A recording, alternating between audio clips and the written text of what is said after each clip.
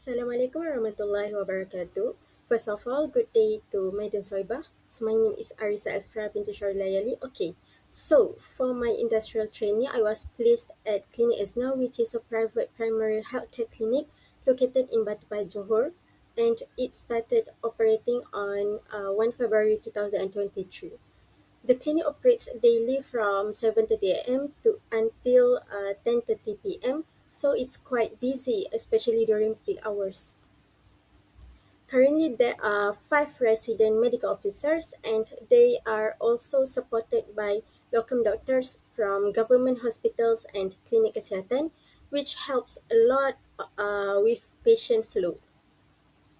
Clinic is now provides healthcare for all age groups, but it's especially well known for women's and also children's healthcare, including antenatal care, scans, immunizations, and also pediatric treatment. Moving on to my tasks and projects, during my industrial training, I was involved in various clinical and administrative tasks that supported daily clinic operations. This included patient registration, dispensing and payment handling, medications, and also consumable stock take, as well as extensive clinical assistance during various medical procedures. I was mainly involved at the registration counter, which is actually the first contact point between patients and also the clinic. I recorded patient details into the YEZA and Power Clinic systems, including personal informations, appointment, and also visit purpose. At the same time, I carried out initial screening like checking temperature, oxygen saturation, weight, and also pulse rate. In case involving pediatric patients with temperature 38 degrees Celsius and above, I had to immediately inform the medical officer to confirm the proper suppository dosage, either 125 mg or 250 mg, based on the child's age and also weight. Similarly, for emergency cases like low SpO2 or active bleeding, doctors will alert straight away to ensure fast treatment. I also handled panel patients for claim processing. Permission papers were given to and explained to the patients utilizing panel services, prepared previous lab results, and also ECG reports for follow-up consultations, and assist with notification forms for infectious cases like influenza and COVID-19 positive. At the dispensary counter, I assist in preparing and dispensing medications according to the doctor's prescriptions. After that, I generated and verified medications labels using the Power Clinic systems, then explained the dosage, frequency, and method of administration to patients. Subsequently, patients were called using the YEZA system, and medication counseling was done clearly, especially for parents and elderly patients. I also handled payments whether they use cash, internet transfer, or credit card, issued receipts when needed, and confirm follow-up appointments before patients left the clinic. Besides that, I was involved in stock taking for medications and consumables such as a syringe, glove, dressing sets, and medical supplies. This included counting items, checking expiry dates, identifying near expiry products, and recording stock levels. Any stock, any low stock and expired items were reported to senior clinic assistants for restocking or disposal.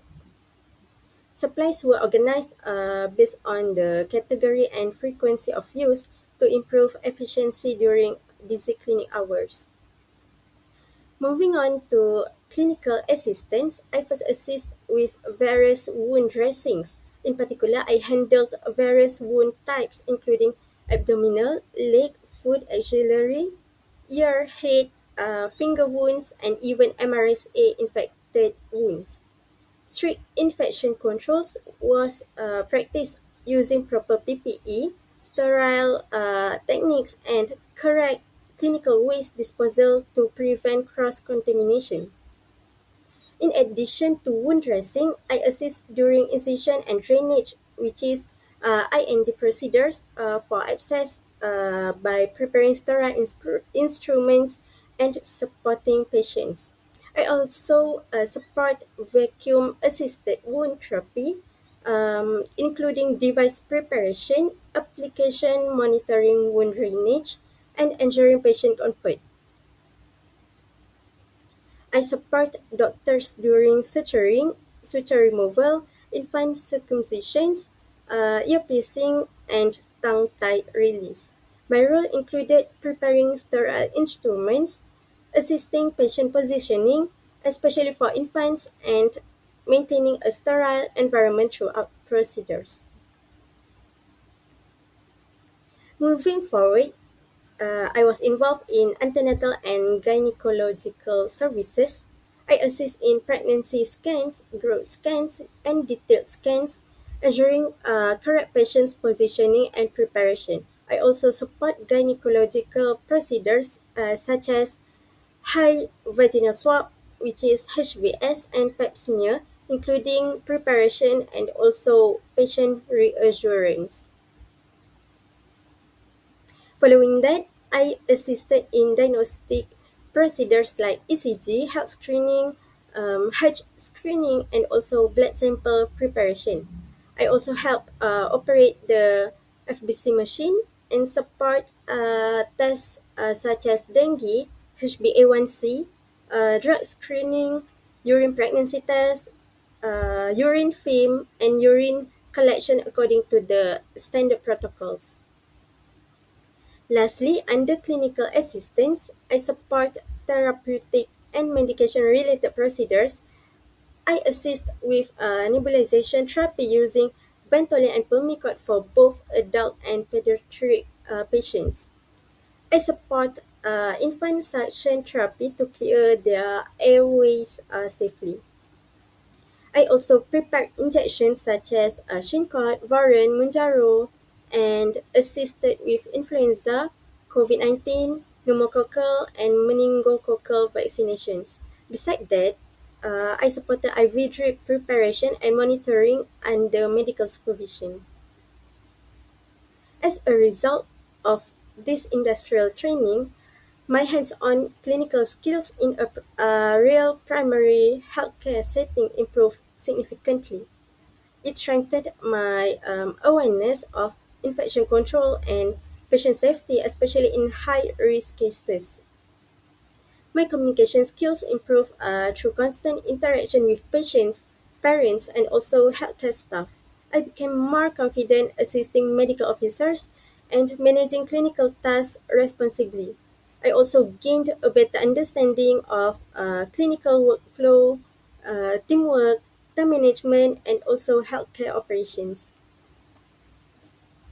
In conclusion, my industrial training at clinic has now allowed me to apply theoretical knowledge into real clinical practices. It enhanced my clinical skills, communication, professionalism, and also confidence in managing patients of different age groups, including high risk cases. For future improvement, extending the orientation period and introducing emergency simulation training would be better prepare interns to handle real clinical changes. That's all. Thank you.